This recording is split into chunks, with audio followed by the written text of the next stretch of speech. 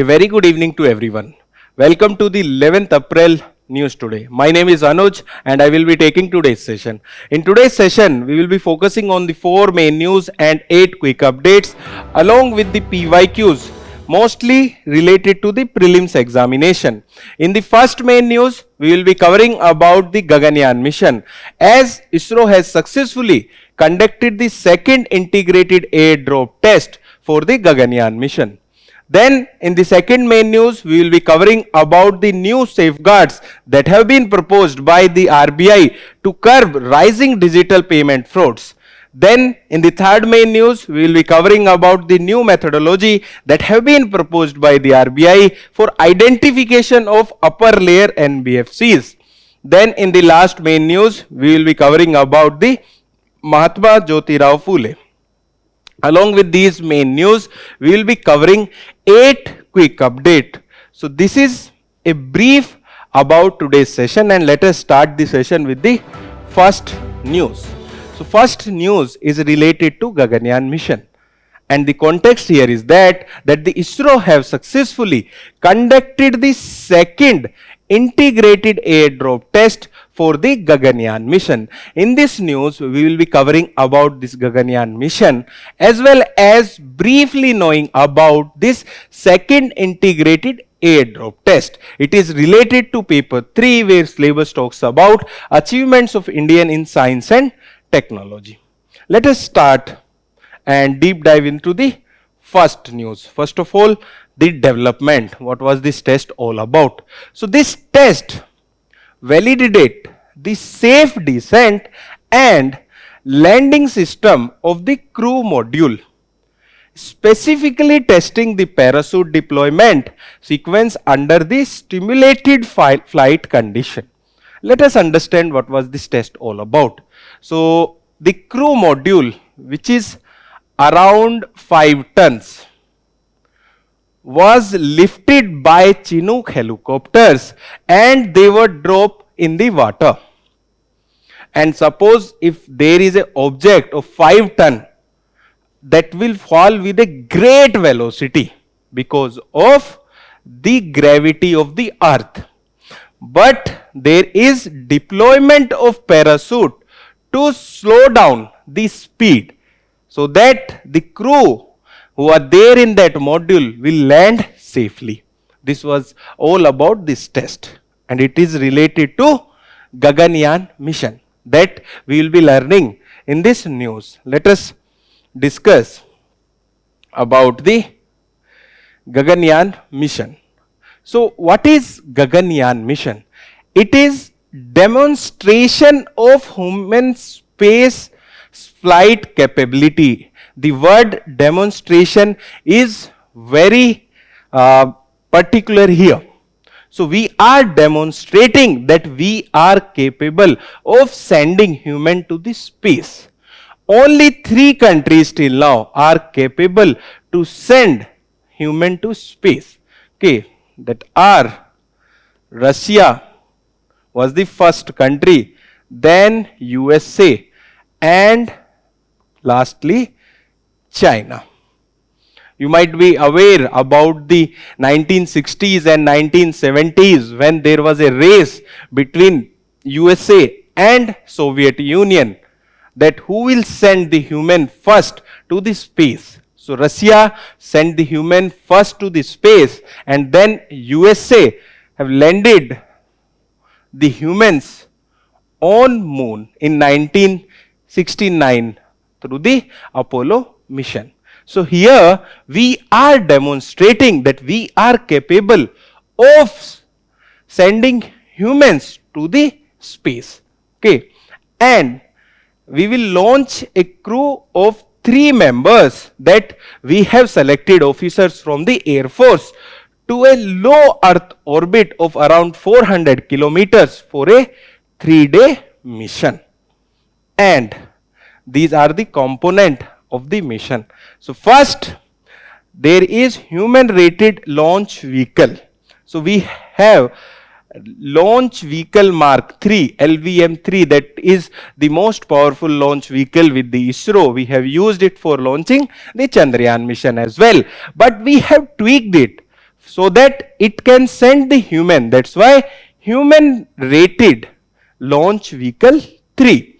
So LVM 3 has been reconfigured to meet the human rating requirement, and it is a 3-stage rocket. First of all, of the solid stage, and there are trap-on boosters. So there are these boosters, and what these booster will do, so they will provide an extra thrust so that the system will get uplifted. Then in the second stage, it is powered by the liquid stage. Okay, and in the last stage, it is an cryogenic stage to provide extra thrust to go into the space where liquid formed of oxygen and hydrogen is used. So this is a 3-stage launch vehicle. Let us also learn about the other component, that is orbital module and the crew escape system. So the second is orbital module that will be revolving around the Earth. So this is Earth, for example, and we are launching the Gaganyaan mission. So this orbital module will revolve around Earth at a distance of 400 kilometers in the space. So it is an habitable space with Earth-like environment in space for the crew, and that will be orbiting Earth, and it comprises of two things. One, that will be crew module, where there will be crew, the humans will be there. That's why the condition in this crew modules are like Earth. Then there will be service module. It will have an unpressurized bus carrying propulsion, power, thermal radiator, and water and oxygen tank. So the requirement of the crew modules will be fulfilled by the service module. And last component is crew escape system. It is a safety mechanism designed to save the astronaut lives if something goes wrong during the launch. So this is about the Gaganyaan mission. Let us discuss the PYQs. First PYQ is from the year 2025. And it is a very simple question. The question is, consider the following space mission. Axiom 4, it was there in the news recently. Okay, they have sent humans to the space. It is sent from a private organization from the USA. Then SpaceX, a docking mission of the ISRO. Then the Gaganyaan mission that we have discussed. So the question was, how many of the space mission given above encourage and support the microgravity research? That was the simple question. So the answer for this is that all the space mission that have been mentioned have an objective regarding the microgravity research. Let us look at one more PYQ from the year 2018. So the question is, with reference to India's satellite launch vehicle, consider the following statements. Statement 1, that PSLV launch the satellite useful for the Earth resource monitoring, whereas GSLV are designed mainly to launch communication satellite. So the resource satellite are mostly in the polar orbit, which are nearer to the Earth, whereas the communication satellite are around 36,000 kilometers from the Earth surface. So for that, GSLV was used. So first statement is correct. Second statement, the satellite launched by PSLV appears to remain permanently fixed in the same position in the sky as viewed from a particular location on the earth. If satellite is moving at a distance and with the speed of the earth, then it will remain to appear fixed, permanently fixed in the space, and that is true for the communication satellite or the satellite which are there at a distance of around 36,000 kilometers. But PSLV is there to launch the polar orbit. It was there for the launch of the polar orbits. That's why second statement is not correct. Then the third statement, GSLV Mark III is a 4-stage. Okay, it is a 3-stage launch vehicle, with the first and third stage is using solid motors and the second and the fourth stage is using the liquid rocket engines. So this is also an wrong statement. Answer for this question was A1 only. With this we have completed the first main news. Let us move to the second main news for today. The second main news is related to digital fraud and the cyber security. The context here is that the RBI has proposed new safeguards to curb the rising digital payment fraud that is being noticed by the RBI. So it is related to paper 3 where syllabus talks about basics of cyber security, and it is also related to the economic development. Let us discuss this news. So the development.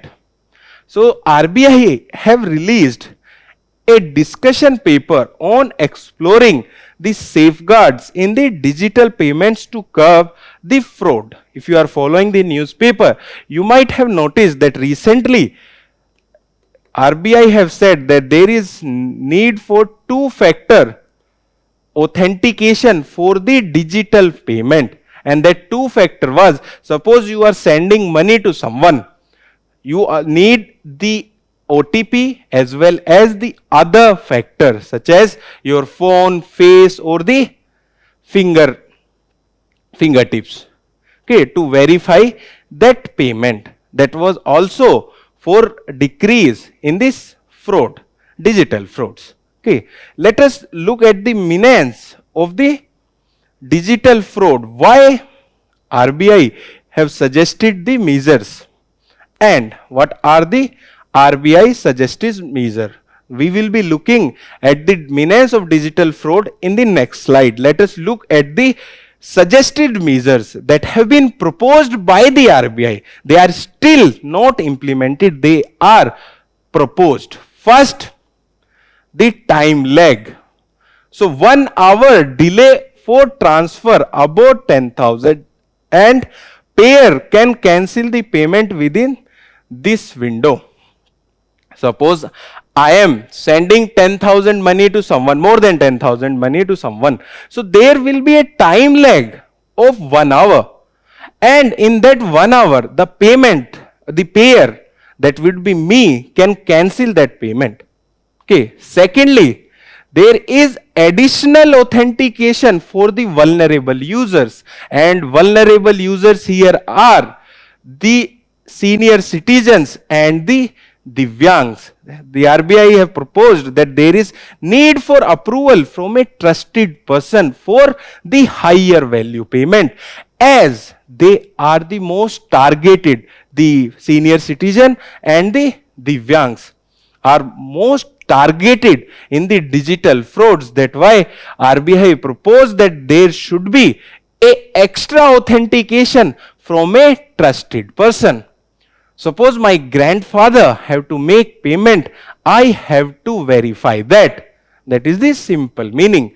Thirdly, they have proposed that user control feature. Suppose I am using UPI, I can set a limit that I will send only 5,000 rupee per day, and I can also switch off my UPI for particular time. That is the third suggested measure. Then the fourth suggested measure is to curb the mule account. What are these mule accounts? These are the accounts where money is sent. The digital fraud money is sent to these mule account and there is no direct linkage to anyone. So it is very difficult to catch someone with these accounts. So what RBI have proposed? RBI have proposed that the large credit allowed only after additional scrutiny for of accounts. So these are the suggested measures by the RBI. Now let us look at the reasons why RBI have proposed it. What is the status of digital frauds in India? First of all, rising digital frauds. So according to the National Cyber Crime Reporting Portal data, cyber frauds cases have risen from 2.6 lakhs in 2021 to around 28 lakhs in 2025, and these are reported cases. Most of the cyber fraud cases in India are not informed or not reported, and the amount that have been lost is around 22,931 crore rupees. That is the amount of digital fraud that is happening in India according to the reported accounts. Then about the fraud techniques. So there have been improvements in the fraudster. They are targeting particular people with the particular technology. So what they are using? They are using bogus call, and there are bogus call centers as well. There are deepfake driven impersonalization scam. So someone is calling by the name of their father that your son have been kidnapped or something like that, and they demand money. Then there is social engineering, where they target and psychologically impact the person to divulge the information related to the banks. And there is mule account network. So it becomes very difficult for the authorities to catch the fraudster. And what about the victim profile? There is disproportionate impact on the vulnerable groups such as senior citizens. So that's why RBI have suggested new measures to curb the digital fraud. Now let us look at the PYQs which are related to cyber security. So question number 1 is from the year 2020. It is a little bit difficult question. So question is, in India, under cyber insurance for individual, which of the following benefits are generally covered in addition to the payment for the loss of fund and the other benefit? So the question is asking, if someone has cyber insurance, what all benefit he or she will get? It is a question from the year 2020. First statement: cost of restoration of the computer system in case of malware disrupting access to the one computer. So the cyber insurance will take care of the software. That is the meaning of the first statement. Second, cost of new computer if some miscreant willfully damages it if proved so. That is the second, that is the cost of the hardware. Third, cost of hiring a specialized consultant to minimize the loss in case of cyber extortion. That is the third statement. Fourth, cost of defense in the court of law if third party files a suit. So in cyber insurance, all these things are covered except the hardware. They won't provide you with the new computer. So the answer is, second statement is not correct. So the answer was B, 1, 3 and 4 only. Let us discuss one more PYQ. The question is from the year 2017. And the question is, in India, it is legally mandatory for which of the following to report on cyber security incident? 1. Service providers, 2. Data centers, 3. Body corporates, and select the correct answer using the code given below. So, according to the 2014 CERT in rules, Computer Emergency Response Team, according to their rules, all service providers, data centers as well as body corporates have to legally mandated to report on cyber security incident. So the answer would be D, 1, 2 and 3. These questions were related to this news.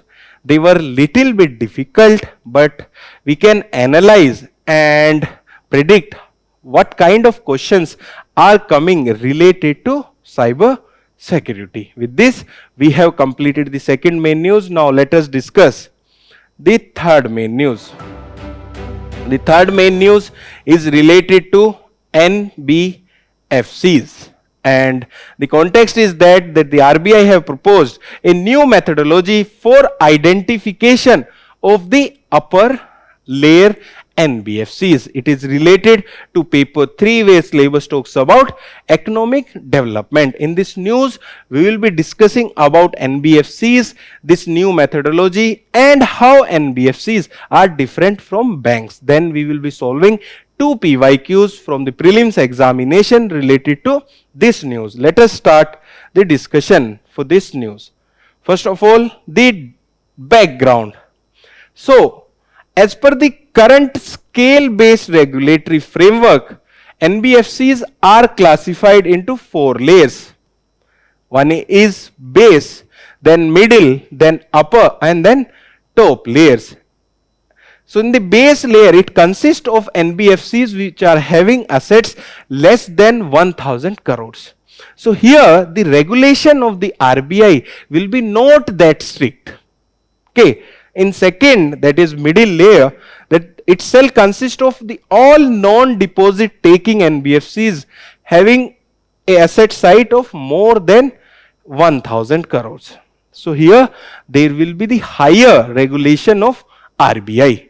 Then the upper layer, they are small set of NBFCs which are significant from the view of the systematic risk spill over and thereafter required to be subjected to the tighter regulation. Previously, they were classified based on many parameters. That's why there was lack of transparency. That's why RBI have proposed new methodology that we will be discussing, that is related to this upper layer NBFCs. Then we have top layer. Ideally, there are no NBFCs in the top layer, but if there is an NBFC which is judged to be extremely at the supervisory risk, that will be there at the top layer. Okay. So this is the background of this news. Now let us move further and understand this news. First of all, what is the proposed amendment by the RBI? This is also an proposed amendment. In the last news as well, they were the proposed measures. Okay, so first of all, new criteria for the upper layer NBFCs. So RBI have said that the last criteria was little bit complex, so they have simplified and they are saying there will be a simple asset size. If there is a NBFCs and it has assets more than 1 lakh crore rupees, it will be classified as upper layer NBFCs. Okay, and this threshold, the threshold of 1 lakh crore rupees will be reviewed every 5 years. Then second, there will be inclusion of the government NBFCs such as NABARD, Exim Bank and SIDBIs. These are government owned NBFCs and they will not be exempted from the regulation and they will be kept in the upper layer if they classified to do so. Then there will be unlimited state guarantee for the upper layer NBFCs to be permitted to use the state government guarantee as a credit risk transfer mechanism without any qualitative caps. So that will be meaning that there will be unlimited guarantee.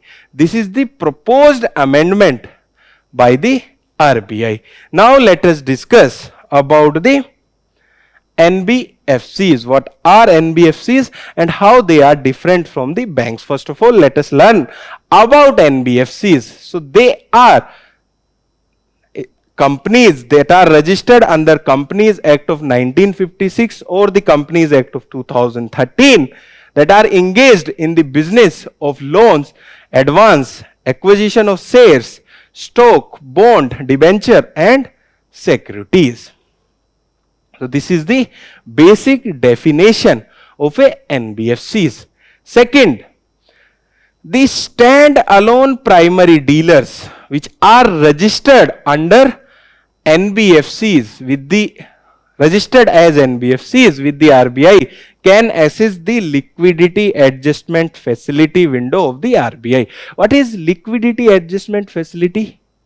You might have read about repo and reverse repo.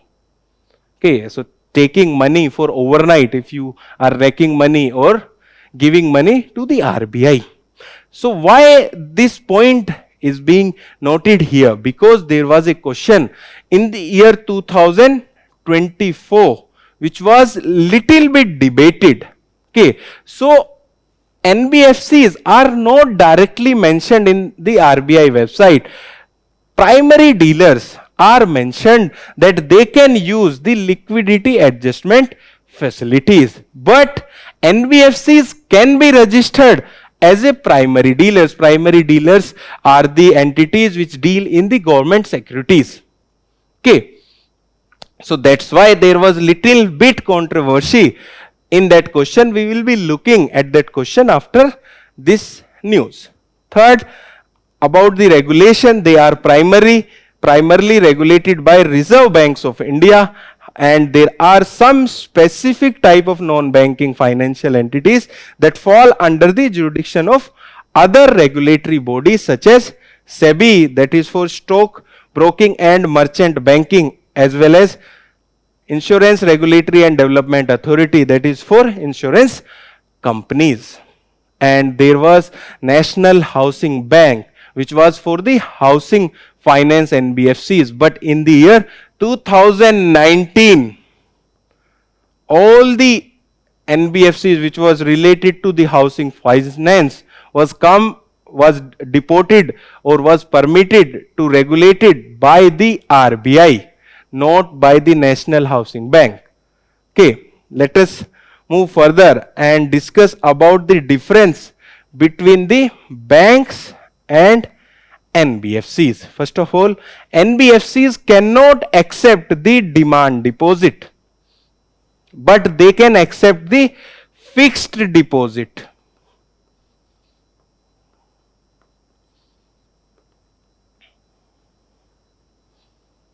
Are you aware about the difference between demand deposit and fixed deposit? Demand deposit means that suppose I am submitting my money in the bank, I can go and demand my money at any time. But in the fixed deposit, there will be the time limit for that, that I can take money in that certain time. So demand deposit is not accepted by NBFCs, whereas fixed deposits are accepted by the NBFCs. Secondly, NBFCs do not form part of the payment and the settlement system and cannot issue check drawn on itself. Suppose there is a NBFCs that cannot draw a check that I will pay certain amount of money. Okay, that's why they are not form a part of the payment and the settlement system. That the deposit insurance facility of the Deposit Insurance and the Credit Guarantee Corporation is not available to the depositor of the deposit taking NBFCs. NBFCs usually give higher interest. So, if someone is depositing their money for fixed deposit And if there is some default or some their issue with the NBFCs, then that deposit won't be covered under the deposit insurance facility that is available to the banks, and the limit for this is 5 lakh in the case of the banks, and it is not available for the NBFCs. Okay, then there are difference between the loans as well. So in the loans of the banks, there can be car loan, house loan, or specified loans. But in the NBFCs, there can be very small amount of loans, such as loan for 1 week or 1 month. Such types of loans are also given through the NBFCs. So this is the difference, main difference between banks and NBFCs. Now let us discuss the PYQs related to this news. First, from the year 2024, the question is, in India, non-banking financial companies can access the liquidity adjustment facility window of the Reserve Bank of India. So it was little bit controversial, as we have discussed in the news. It is a correct statement. In India, foreign institutional investors can hold the government securities. That means the FFII can hold the government securities. This is also an correct statement. In India, third statement, the stock exchange can offer separate trading platform for the debts. That is also an correct statement. So the answer for this will be C. Now let us discuss one more PYQ from the year 2010. This is a little bit simple PYQ. Question is, with reference to the non-banking financial companies in India, consider the following statement. Statement 1, they cannot engage in the acquisition of securities issued by the government. When we were discussing about the primary dealers, we have discussed that NBFCs can be registered as primary dealers. So this statement is not correct. Second, they cannot accept demand deposit like saving account. This is an correct statement. So the answer is B2 only. With this, we have completed the second main news. Now let us discuss. Next main news is related to Mahatma Jyotirao Phule. And the context is that there have been start of celebration of the 200th birth anniversary of Mahatma Jyotirao Phule. In this news, we will be covering about his life. It is related to paper 1, where syllabus talks about Indian heritage, culture and history. Let us discuss this news. So in this news, we will be learning about the life and the contribution of Mahatma Jyotirao Phule. He was born in the year 1827. That's why the next year there will be 200th birth anniversary of his. First of all, he was born in Maharashtra into a socially backward Mali community, and he was given the title of Mahatma by Vittalrao Kirsanji Vandekar. Mahatma Gandhiji, who had given the title of Mahatma to Mahatma Gandhiji? It was Ravindranath Tagore. Then he was also considered as father of Indian social revolution, as he worked for the upliftment of the backward classes, women, and wanted the abolition of the caste system. As you might have noticed that he was born in a socially backward Mali community and he faced the caste discrimination. When he visited one of his friend marriage who was from a upper caste, there he realized that there is a caste discrimination on a very large level and it is impacting the life of the socially backward communities.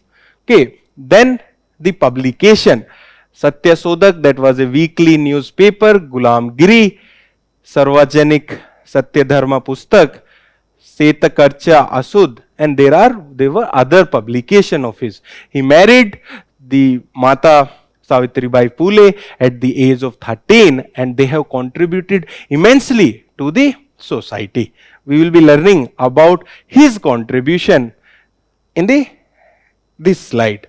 So what was the contribution of the Phule's towards the upliftment of the socially backward classes? First of all, about the Sudras and the Anti-Sudras movement.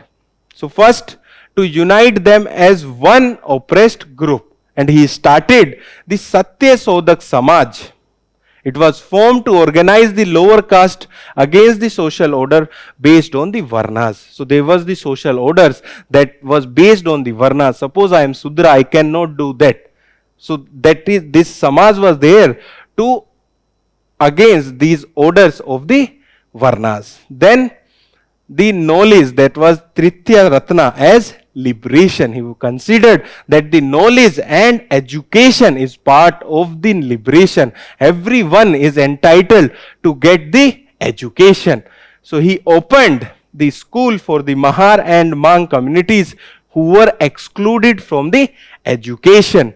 Then his publication, which is Gulamgiri, in the 1873, compared the caste oppression in India to the slavery in America, so that it can evoke the global consciousness towards the Varna system of India.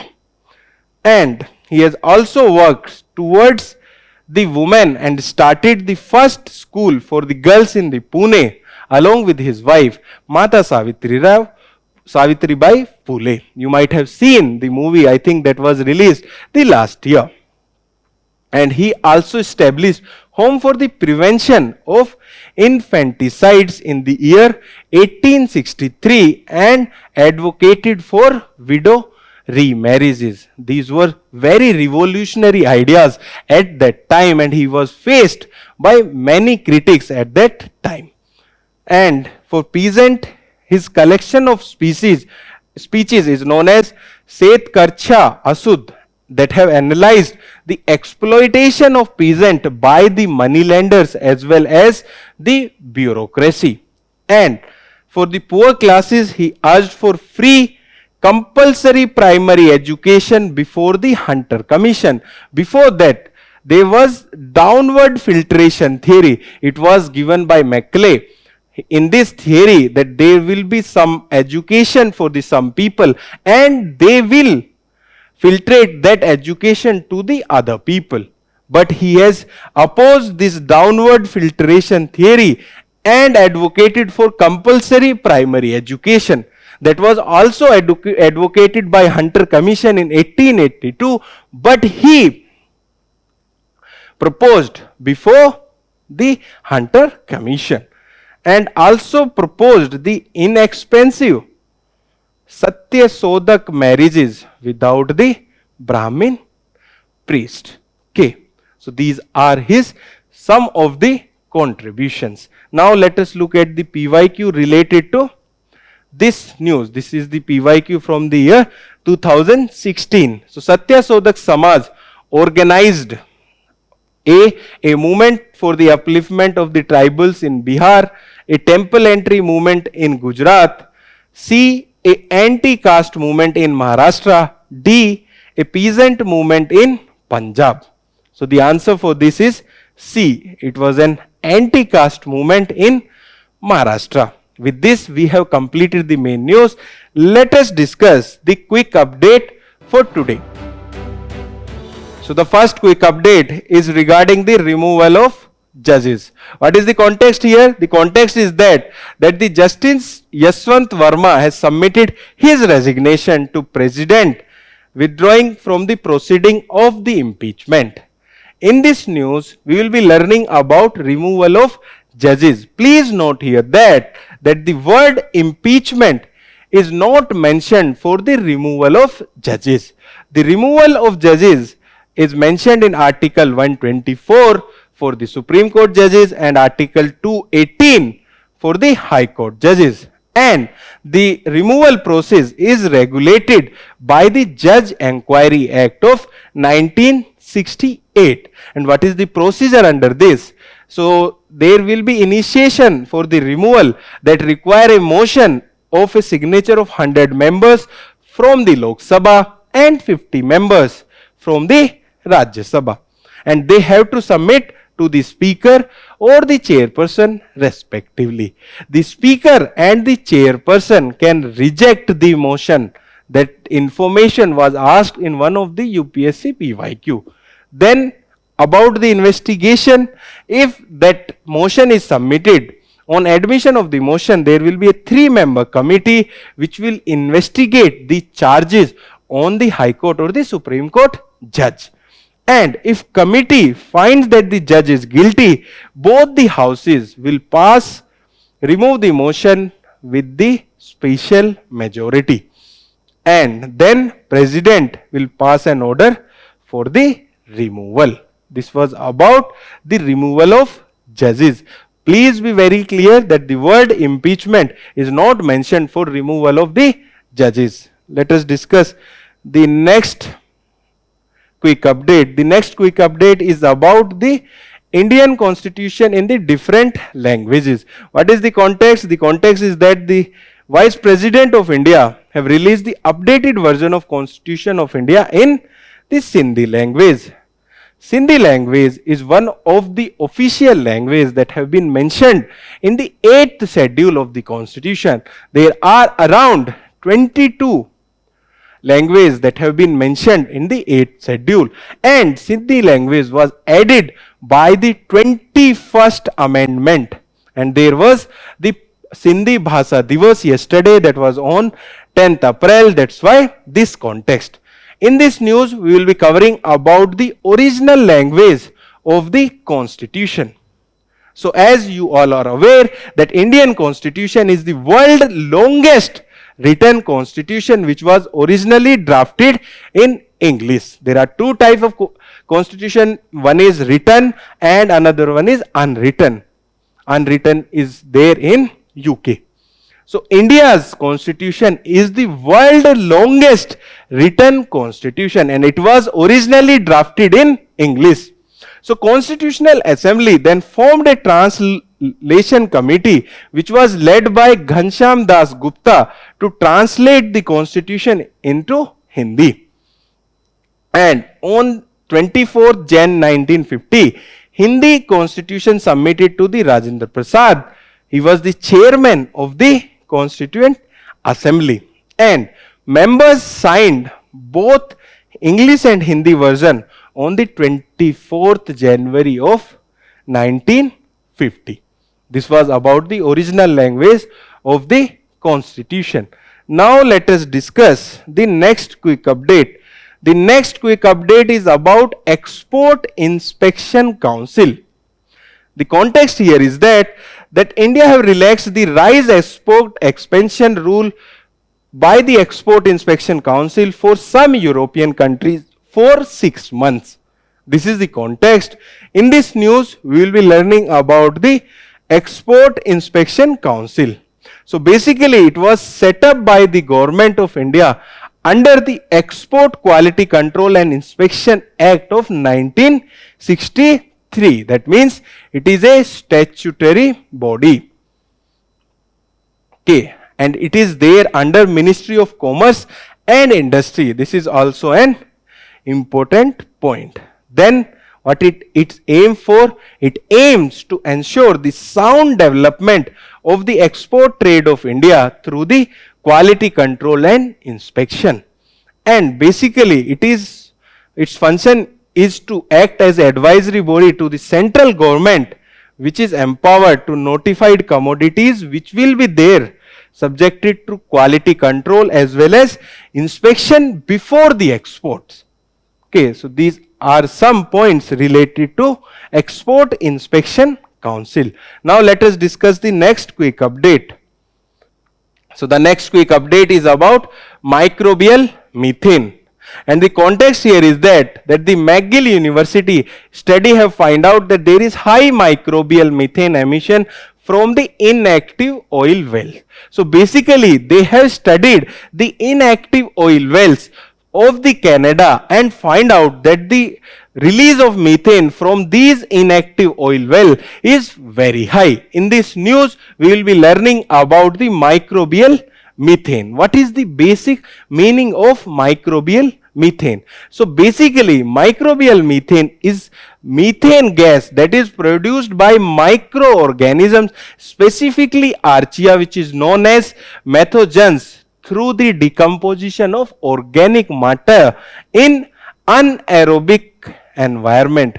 Anaerobic environment means where there is lack of oxygen. And methane gas is a greenhouse gas, okay, and it is a potent greenhouse gas driving the near term climate change. Basically greenhouse gas act as transparent to the incoming solar radiations, but they trap the outgoing emission from the earth. That's why they harm the climate and increase the temperature of the earth. Now let us discuss the next quick update. The next quick update is about National Scheduled Tribe Finance and Development Corporation, and the context here is that it has celebrated its 25th foundation day. In this news we will be covering about the National Scheduled Tribe Finance and Development Corporation. It was set up in the year 2001 under Ministry of Tribal Affairs. Okay, it is there under Ministry of Tribal Affairs and it is there from the year 2001. And what is the aim of this? It aims to provide the financial assistance for income generating and the sustainable livelihood activities for scheduled tribe. And government have also provided the data regarding its achievements. Its achievement is that it has extended around 6.8 lakh loans worth rupees 4,400 crores. So this is the achievement, and this money has gone to the tribal people and it have uplifted them economically. So what is its significance? It promotes the inclusive growth, livelihood generation and tribal entrepreneurship. Now let us discuss the next quick update. The next quick update is about the standing deposit facility. And context here is that the Indian lenders have parked a record amount of funds in the RBI standing deposit facility. In this news, we will be learning about the standing deposit facility. So basically, it was introduced in the year 2022 as a financial stability tool in addition to its role in the liquidity management. So basically, suppose this is RBI. So, banks or financially intermediaries who can use the LAF facility of RBI can park their money with the RBI in lieu of some interest rate. So, one is reverse repo, which is fixed at certain amount. Then there is this standing deposit facility. Here there is no collaterals.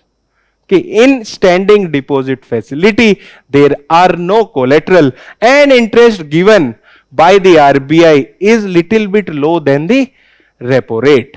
Okay, that is about standing deposit facility.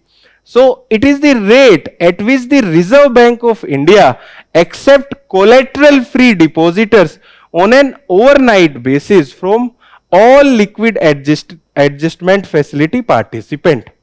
Okay. And it is placed at 25 basic point below the repo rate, not the reverse repo rate. It is below the repo rate and it is lower than the marginal standing facility. So basically, standing deposit facility, then repo rate and then marginal standing facility. And if we consider reverse repo rate, that will be before the standing deposit facility.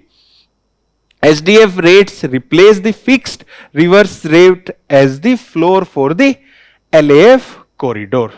That is also one of the important information regarding SDF. Now let us move to the next quick update.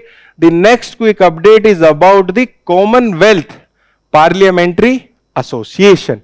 Context here is that the recently first conference of the Commonwealth Parliamentary Association India region have recently concluded in India. In this news, we will be learning about the Commonwealth Parliamentary Association, which is headquartered at London. It was founded in the year 1911 and it is an international inter-parliamentary organization within the Commonwealth. And its objective is for the advancement of parliamentary democracy and good governance in these regions. And there are 180 national, state or provisional legislature which are divided between 9 geographical regions of the Commonwealth. And here the context was brought out Indian region. And what is the more important publication of Commonwealth Parliamentary Association? That is Parliamentarian General. If there is a question in the prelims examination that the Parliamentary General is published by, it is published by Commonwealth Parliamentary Association. Now let us move to the next quick update. The next quick update is about the minimum import price. So the context here is that the government have extended the minimum import price for natural honey. It basic mean is that if we are importing the natural honey, we cannot import from a base that is the minimum import price. We have to import higher than this minimum import price. In this news, we will be learning about minimum import price. So basically, it is a temporary trade policy tool that set a floor price. उसके नीचे आप नहीं ले सकते. So it set a floor price for specific imported goods to protect the domestic industries and farmers from the predatory priced imports. And it is notified by Directorate General of Foreign Trade under the Foreign Trade Development and Regulation Act of 1992. With this, we have completed the News Today discussion of today. And if you want to read further the current affairs of the VisionIAS and to solve the current affairs and the smart quizzes, you can visit the digital current affairs website of us and please solve the questions which are visible on your screen. Thank you and all the best for your preparation.